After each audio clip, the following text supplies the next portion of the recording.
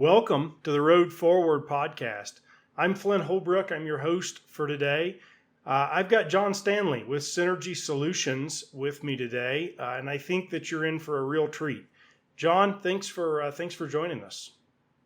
Yeah, thanks for having me. I'm excited. Good. Well, good. Me too. I think we've got a lot to unpack today. Jon, you're with a company called Synergy Solutions, and you guys do a lot of things in the trucking industry.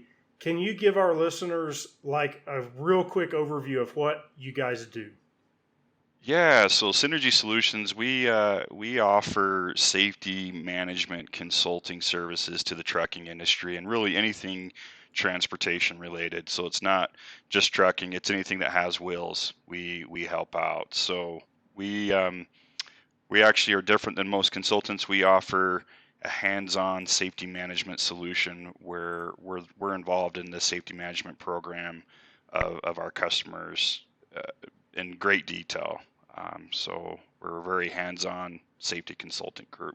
Got it. Got it. And I've gotten to know you a little bit. I know that you guys provide phenomenal value, not only to your customers, but to the industry as a whole. And I think you've got, I visited with you, Jon, yesterday, kind of in preparation for the show, and we uncovered that you hold this really unique viewpoint on the industry, and I found it pretty enlightening. So, and I'm probably going to butcher the words here, but you believe that there's a fundamental structure problem in the industry that is leading to all the challenges that we see in the supply chain, and there's a lot of opportunity, it sounds like, in your opinion, to make the industry work better for the trucking company, for the shipper, for the driver, for everybody involved. So, Jon, can you share your point of view on this structure problem? Yeah, absolutely. So my my point of view in this structure problem is we've got approximately 1.9 million carriers in the industry. And of those 1.9 million carriers currently, based off the last numbers I saw through ATA, 97% of those carriers are 20 trucks or less. And I think the structure problem that we're experiencing in the industry is we have not provided adequate support and mentorship to these new companies that are coming into the industry and teaching them how to run their business safely, how to run their business effectively and profitably.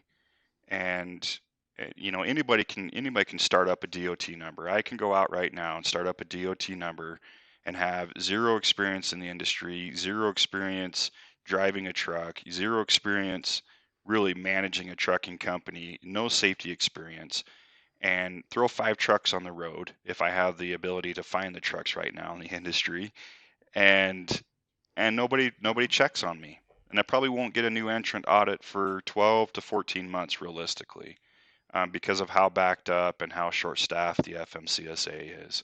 So nobody has eyes on my company for at least 12 to 14 months, and I have zero mentorship on how to build a company the right way. So one, I can be profitable, but two, I can protect the public while I have my drivers on the roadway. And I think that is the structural problem that we have in the industry right now. And if you look at some of the rates that we're seeing as far as insurance premiums, and we look at the freight rates that exist. When I'm a new company and I come out, I'm just going to pick up every load I possibly can, and I'm going to undercut as many people as I possibly can because I need the loads. I've got to generate revenue for those trucks. So I'm accepting a lower rate, which then hurts the companies who have a reputation of needing the higher rate because they have the better equipment, they have the driver staff that's paid to maintain a driver staff, and now we're competing against another. We've got these higher rates that we really need to run at, but these lower rates are being offered because we have newer companies coming in and saying I can run it for that, not realizing what their expenses are. And then we have these unsafe companies that exist because it's just a cutthroat process that exists in the industry. and they have zero programs. Right. So, John, what I'm hearing you say is that this industry fragmentation, right? All of these small trucking providers, right? Obviously, this is a very competitive industry. Um, what I'm hearing you say is that the barrier to entry is so low, right? Like you said, I can go get a DOT number, I can buy two trucks, and I can enter this market space with no knowledge. And now I'm probably going to learn a really hard lesson, right? If I do that. Um, so how do people? I guess there's a lot here to unpack, right? So if I'm a larger carrier, let's go here first. If I'm a larger carrier, let's say I've been in business 50 years, I've got 150 trucks, right? And and I've realized that yes, I have to have these higher rates and I have to have this big safety infrastructure and I have to have this good equipment and I have to pay my drivers, some amount, right, to keep them on board. What should I do in this dynamic, right? If these smaller companies are coming and undercutting me and doing all these nasty things in the market, how do I, as the long established company, survive in the marketplace? That's the tough thing, because we're seeing these long established companies close everywhere, because they just can't keep up with it. For me, I think we have got to build a culture in the industry that's centered on dependability and reliability, and the safety programs that we've worked hard to develop. Um, I can't imagine that a shipper, and really we have to put some onus on shippers to recognize who they're sending their loads with, right? And if I'm throwing a load of lumber onto a company that's never driven through the mountains of Colorado, we've just experienced this, right? And now that load's not going to make it, and my name's wrapped up into a major lawsuit, and quite frankly, the largest hot topic of the transportation industry right now, as of today. um, we've got to protect ourselves against that. And so these companies that have these reputations of being safe, that have the good CSA scores, that have the solid hiring practices, the solid training programs, we should be selling that to our shippers. We should be pushing that as hard as we can as to why my rates need to be where they're at, because I can promise you that your load's going to make it every time. I can promise you your load will So be there safely every time. So, John, in your experience, and you mentioned this load of lumber in Colorado, and I think we all know what happened there. For those of you that don't, it was a runaway truck, right, going down I-80 that did not jump off on the runaway truck ramp and instead plowed into traffic down the hill, sitting on the highway, right, and it resulted in fatalities and a huge mess. The driver was sentenced to 110 years in prison. So obviously a very bad situation. In your experience, John, how frequently or what is the risk that a shipper holds? Because it kind of seems like the shipper could be a lot of the solution to this problem. In that example in Colorado, was the shipper invited to the lawsuit? I don't know for sure if the shipper was. If there was a broker involved, I'm sure the broker was named in that lawsuit. I think more and more we are seeing brokers being pulled into these lawsuits, and these plaintiff attorneys are grabbing onto anybody that's associated with why that load is on the roadway with that company. They're involved. The driver is personally named in the lawsuit. The company that's hauling the freight is named in the lawsuit, and whoever brokered the load to them is usually named in the lawsuit as well. Um, they're going to grab on as much money as they possibly can and as many insurance policies they can go after. So I think it's not too far away that we're going to see more shippers involved in these types of cases, because they're going to try to capitalize off as much as they possibly can capitalize off of. And Right. there Well, is an exposure to these shippers. I mean, their name is on that product. Their name is on that load. Remove the plaintiff attorney. You know, let's go back to just being good human beings and making sure that we're taking care of our fellow brothers and sisters on the roadway. And shippers have an onus in that process. They absolutely should be paying attention to who they're providing loads to and who they're asking to haul their freight. Right. And how often does that happen? I mean, I just am wondering, if there's not a big financial incentive to me as a shipper, I just send my loads to the closest broker and hope for the best.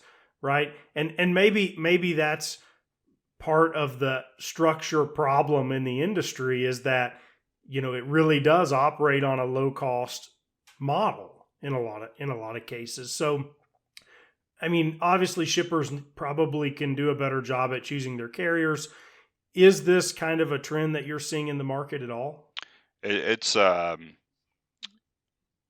trend I'm not seeing enough of. No, I mean Yeah. we're just shipping with whoever. I mean that's why we have so many of these smaller guys who really have zero program, who aren't really developing a safety program because they don't know how or they don't have the capacity to, but yet they still have loads. We're still pumping loads through them, and 97% of them are still in business because we have brokers and we have shippers who really aren't looking at who am I sending Hmm. these loads through. And I don't think we'll ever overcome that. We're going to need them. We absolutely need them. We're 60 to 70,000 drivers shy in the industry right now of being able to handle all the loads that are coming through. Um, so we can't get away from that. But I think where we have to go is we've got to create some mentorship for these smaller guys. We got to give them a resource and an outlet that they can tap into some safety resources that isn't going to break their bank. Give them some support from the government, give them some support from the public to help make them successful so we can keep America moving. And if we don't, we're going to lose. We're going to lose some companies that we absolutely need. We're going to lose some bigger ones. We're going to lose a lot of the smaller ones. Um, So, yeah, so safety maybe becomes a competitive advantage, yeah, right? I think that that's what we would all love to see is that those with the best safety programs garner the highest rates and are the busiest, right? And so how do we make that happen? I mean, if I am the 10 trucking company and I don't have that great of a safety program in place, obviously, right, the incentive is to keep adding trucks, keep adding trucks, keep adding trucks because you want to generate profits, right? But like how should I grow my business? Because it sounds like maybe over the long run, if I don't have good safety program and processes in place, maybe I'll find myself at a competitive disadvantage. yeah, absolutely. Well, I mean, the company that just experienced this accident in Colorado went through that. I mean, literally the day after the accident, they closed their doors and had to start up a new DOT, and now they lost their insurance. So they're out of business. He will not run a business again. Um, so had he built that program properly from the start and focused more on developing good hiring practices, good training programs, documented training programs, and built a safety program centered on expectations that he has for his drivers and holding his drivers accountable to those expectations from the start, he he would have avoided this accident. They would have been able to build a long-term company that would have been here for years to come, and he probably could have been more than 4 trucks. He probably could have built himself to 15, 20, 30, 40, 50 trucks over that long-term period, which would have made him way more profitable. Would have provided a long-lasting income for his family and for the families that joined his team. And I think that's where we have to focus. If you're coming into the industry as a new company, build your safety program now.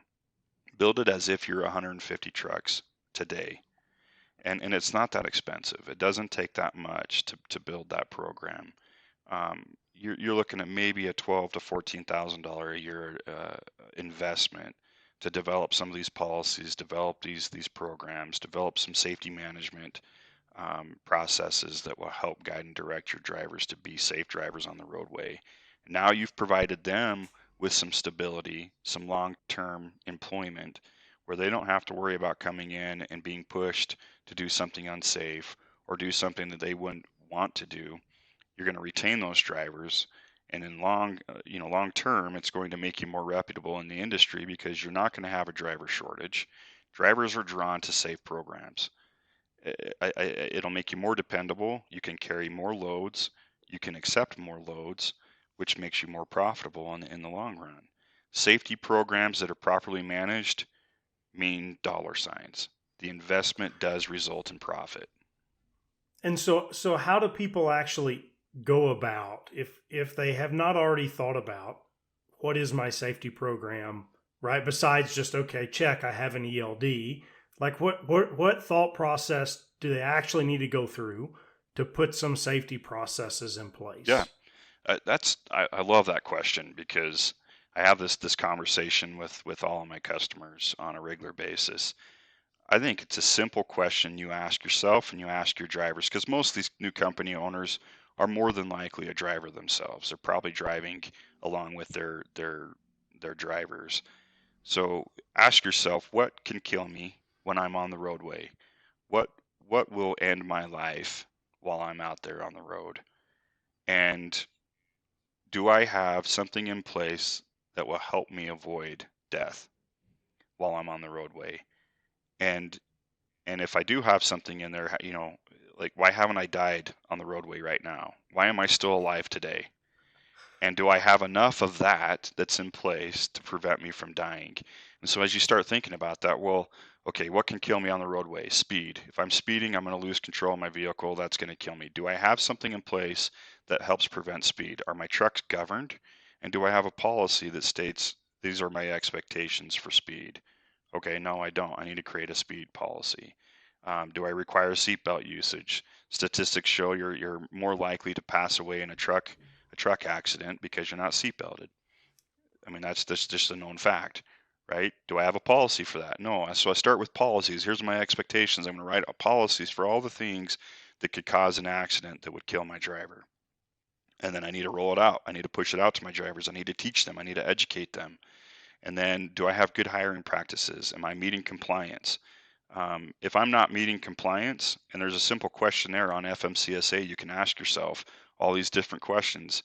Am I meeting that? If I'm not, I'm probably not not running a safe program. Compliance is literally the floor of a safety program.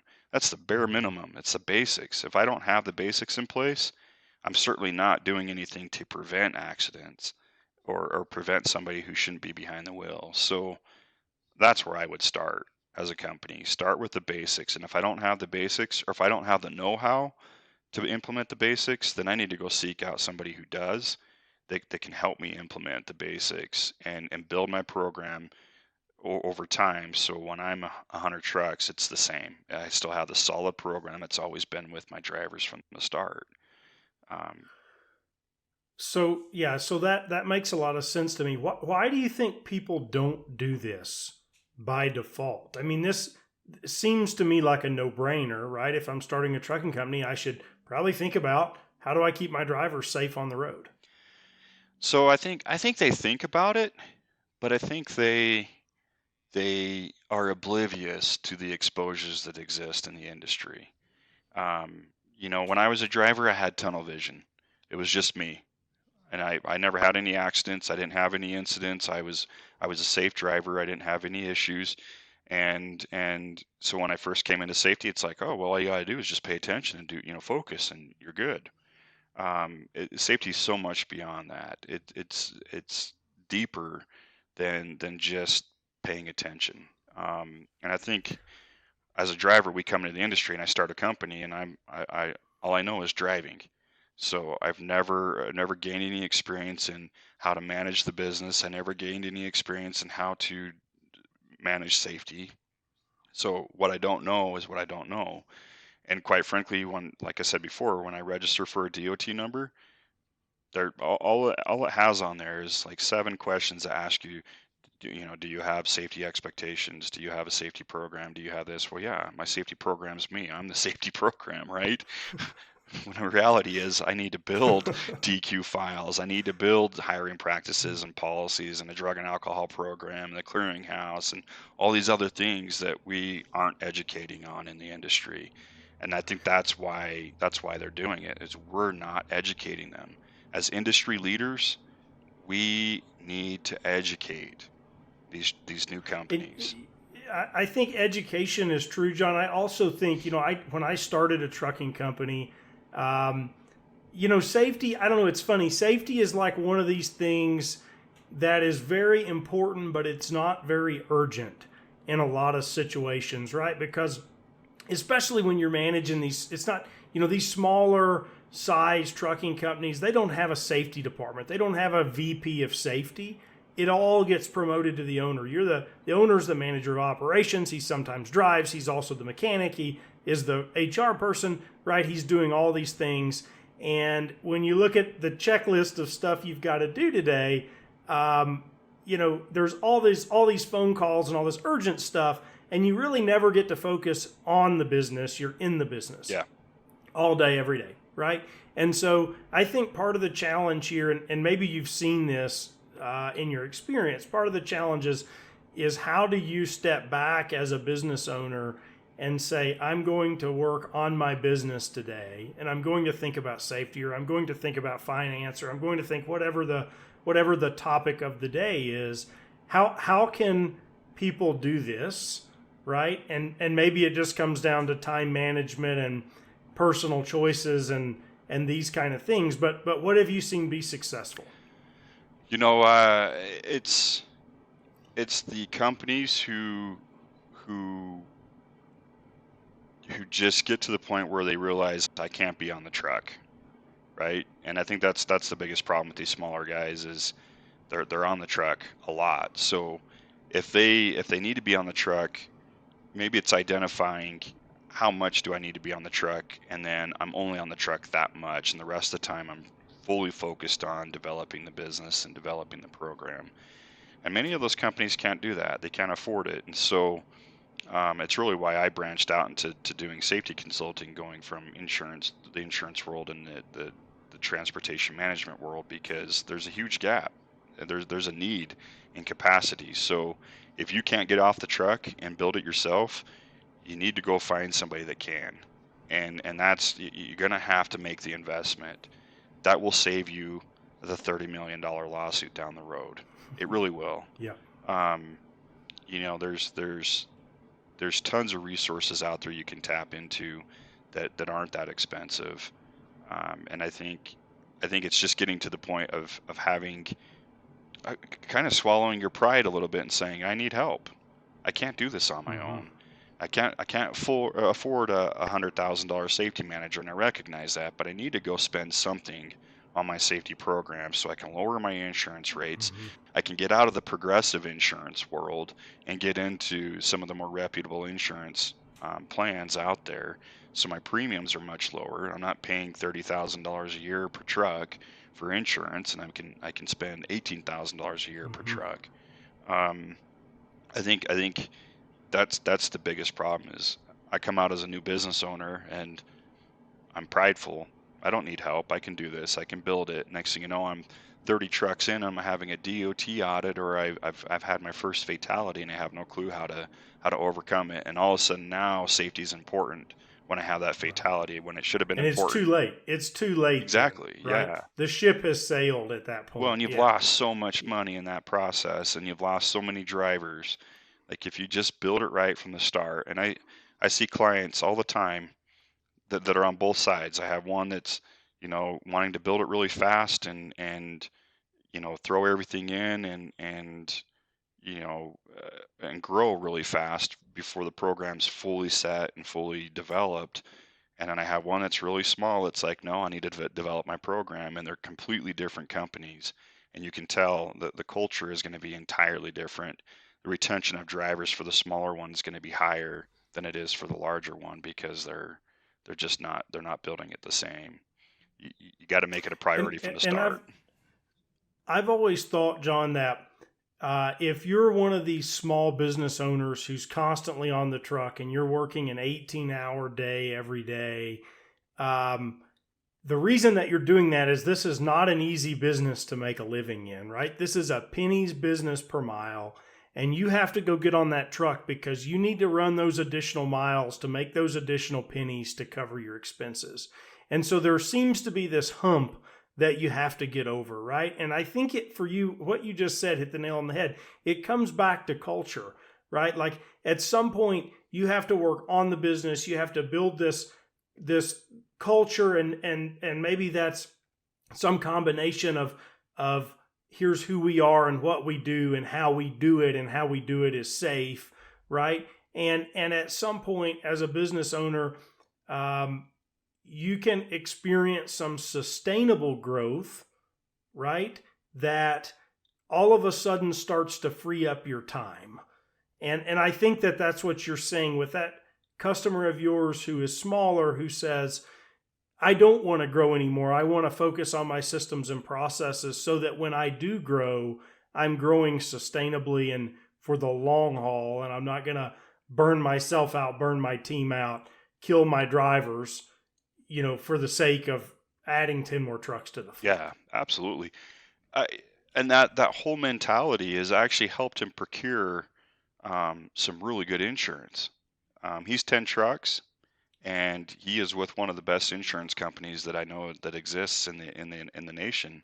And you don't typically see that. You don't typically see a 10 truck guy with a Great West or a National Interstate Insurance. You see them with Progressive, and this particular customer is he's with Great West, and it's incredible to see what he's been able to develop and what he's been able to build, and it's because of that safety culture mentality. He's focused on building his program properly, paying his drivers the right way, treating them the way they should be treated, but then also holding them accountable when they need to be held accountable. And I Right. think that's the difference between him and some of these other 97 percenters out there that are just throwing trucks on the roadway and grabbing freight. And Hoping for the yeah, best. Yeah, right. So if somebody's listening to this podcast and saying, maybe I have a safety program, maybe I'm not entirely happy with it, or maybe I don't have one at all and I'm going to build one. What can they do to screw it up? What is like the big mistakes that when you're thinking about and implementing your safety program you should avoid? not including your drivers in the development process. Your drivers are your biggest advocate for your safety program. Make them part of your development. If you're not having conversations with your drivers about what do they see on the roadway and what would they like to see from you as a company owner when it comes to safety, you're doing a huge disservice. Include your drivers in that process every time. I help customers all across the nation, build these programs, and the first thing I do is meet with their drivers and have conversations. What are you seeing? What are the problems? What exists? What would you like to see more of? Creating committees where the drivers come in and tell you, this is how I want my cameras to be managed. And then we develop the camera program to be managed that way. It's their program. If you make it their program, you'll never have a driver tell you, I'm not going to do that. Most of them will follow exactly what you built because it was their program, it was their ideas. Now you can coax them and push them and coach them into the direction you'd like to go, but let them come up with the ideas on how it should be managed. Every time I built a safety program, it was most effective because drivers were involved in that program. Yeah. And that's a huge mistake I see all across. We build these policies and then cram them down the driver's throat, and then we wonder why they quit.